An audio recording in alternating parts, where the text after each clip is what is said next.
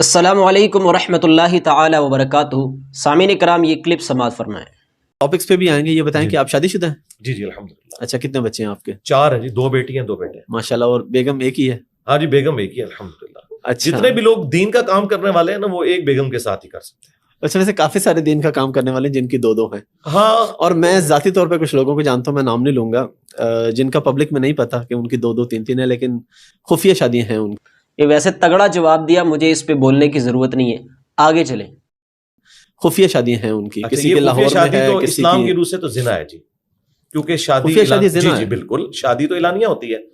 جامعہ ترمذی میں، سنن ابن ماجہ میں یہاں تک حدیث ہے کہ حلال اور حرام نکاح میں فرق گانے کا ہے، گانے کے ذریعے اناؤنسمنٹ، یعنی اب پراپر ایک اناؤنسمنٹ ہوئی نہیں ہے، تو وہ چھپی دوستی تو اسلام میں حرام ہے۔ آپ سورۃ النساء پڑھ لیں۔ نہیں، اگر نکاح کیا ہوا ہے پھر بھی حرام ہے جی، چھپی دوستی ہے۔ میں اچھا ہاں، میں تھوڑا اس کا میں آپ کو بتاتا ہوں اس کی لاجک کیا ہے۔ ایک منٹ، میں سوال اپنا ذرا جی پورا کر لوں کہ میں کئی ایسے لوگوں کو جانتا ہوں جنہوں نے پراپر نکاح کیا گواہان کی موجودگی میں، لیکن رجسٹرڈ نہیں کروایا ہوا، جی جی ڈاکومنٹیشن کوئی نہیں، وہ کہتے ہیں بھائی جی دیکھو زنا نکاح ہے۔ ہوا۔ ہاں، اس کی وجہ یہ ہے، اس کی وجہ یہ ہے، یہی تو ان کی چوری ہے، کیوں نہیں رجسٹر کروا رہے؟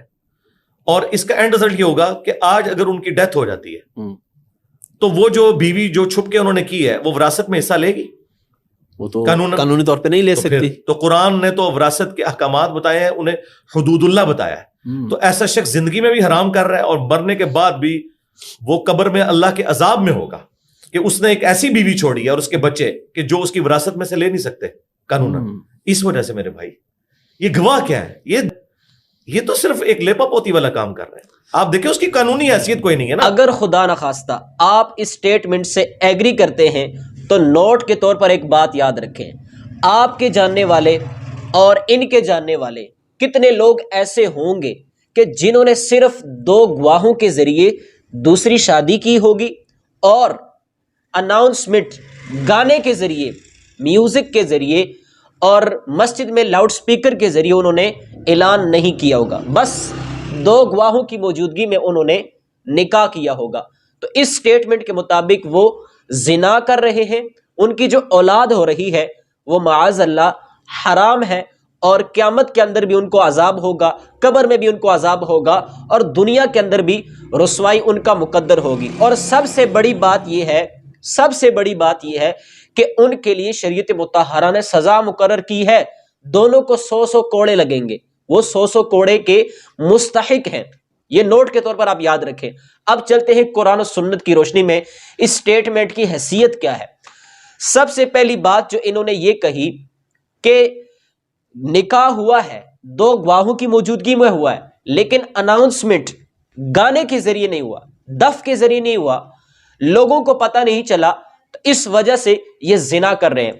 حدیث کا حوالہ دیا، اور اس حدیث میں یہ کہ حلال اور حرام نکاح میں فرق یہ ہے کہ گانا، یعنی گانے کے ذریعے، دف کے ذریعے جو ہے اعلان کیا جائے، یہ حلال و حرام کے نکاح کے اندر فرق ہے۔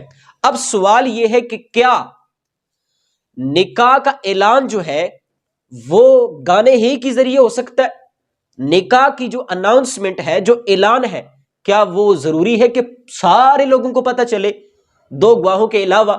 بالکل بھی ایسی بات نہیں ہے، بلکہ جو اعلان ہے، اعلان جو ہے، جو اناؤنسمنٹ ہے، وہ 2 گواہوں سے بھی ہو جاتا ہے، اعلان 2 گواہوں کے ذریعے بھی ہو جاتا ہے، اور نکاح کی ریکوائرمنٹ جو ہے وہ پوری ہو جاتی ہے۔ یہ بات بالکل اچھی طریقے سے اپنے ذہن میں بٹھا لیں۔ یہی ہمارے سلف کا فہم ہے جو حدیثوں سے انہوں نے نکالا ہے، بلکہ دوسری حدیثوں میں تو یہ بھی آیا ہے کہ کوئی نکاح نہیں مگر صرف گواہوں کی موجودگی میں۔ اس حدیث میں کوئی دف کا ذکر نہیں، کوئی گانے کا ذکر نہیں، صرف گواہوں کا ذکر ہے۔ کیوں؟ اس لیے کہ مقصد ہے اعلان کرنا۔ اب اعلان کرنا چاہے گواہوں کے ذریعے ہو یا دف یا گانے کے ذریعے ہو، اعلان مقصد ہے۔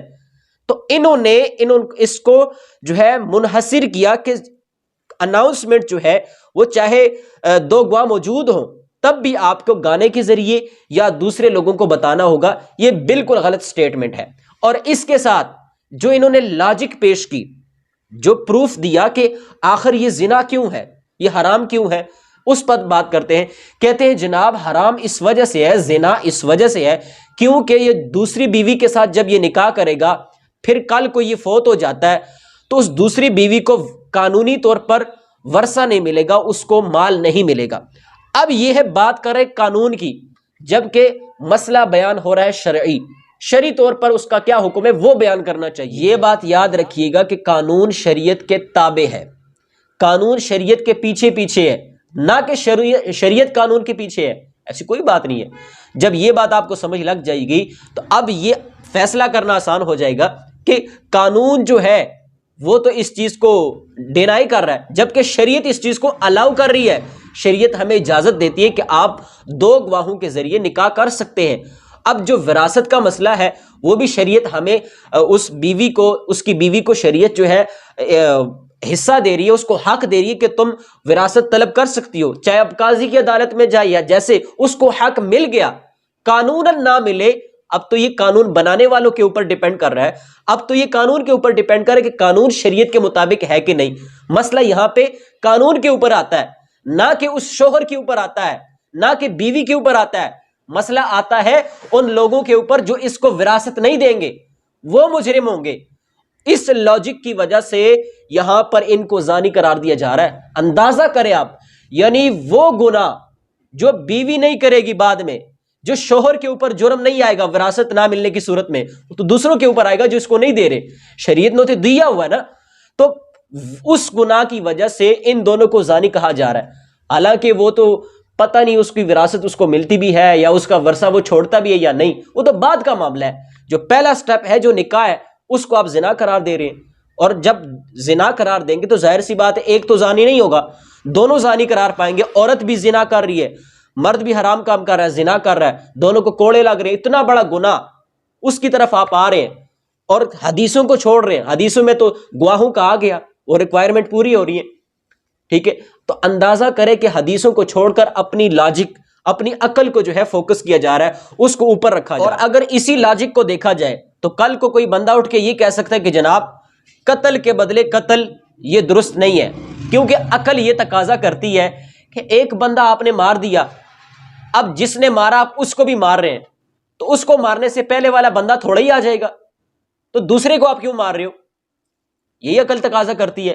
لیکن قرآن ہمیں کیا کہتا ہے؟ وَلَكُمْ فِي الْقِصَاصِ حَيَاةٌ يَا أُولِي الْأَلْبَابِ، او عقل والو، بدلہ لینے میں، قتل کے بدلے قتل میں تمہارے لیے زندگی ہے۔ بظاہر تو موت ہے کہ دوسرے کو بھی آپ مار رہے ہیں، لیکن حاصل میں اس کے اندر زندگی ہے، انسانیت کی بقا ہے۔ کل کوئی ہمت نہیں کر سکے گا، کسی کی جرت ہی نہیں ہوگی کسی اور کو وہ مارے۔ تو شریعت کو ہمیں دیکھنا ہے، اپنی عقل کو نہیں دیکھنا۔ اس لیے تو حضرت علی رضی اللہ تعالیٰ عنہ فرماتے ہیں کہ عقل کا تقاضا تو یہ ہے کہ میں اگر چاہوں تو موزے کے اوپر مسا نہ کروں، موزے کے نیچے مسا کروں۔ کیوں؟ گندگی تو نیچے لگتی ہے نا، اوپر تھوڑی لگتی ہے، لیکن کہتے ہیں شریعت کا چونکہ حکم یہ ہے اس لیے ہم اوپر مسا کر رہے ہیں۔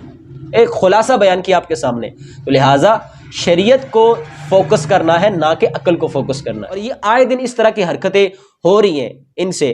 دیکھیں میں نے پہلے بھی پچھلے دنوں ان کی ویڈیو آئی تھی، میں اس میں یہ بیان کرے حضرت صاحب کہ کھڑے ہو کے پیشاب کرنا سنت ہے۔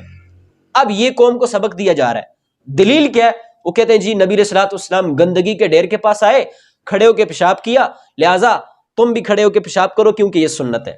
پھر ہم نے بتایا کہ خدا کے واسطے امت کو کیسے تم گمراہ کر رہے ہو، تم امت کو اس کو سنت بنائے پھر رہے ہو، کچھ شرم کرو۔ رسول اللہ علیہ الصلوۃ والسلام کو کیا منہ دکھاؤ گے؟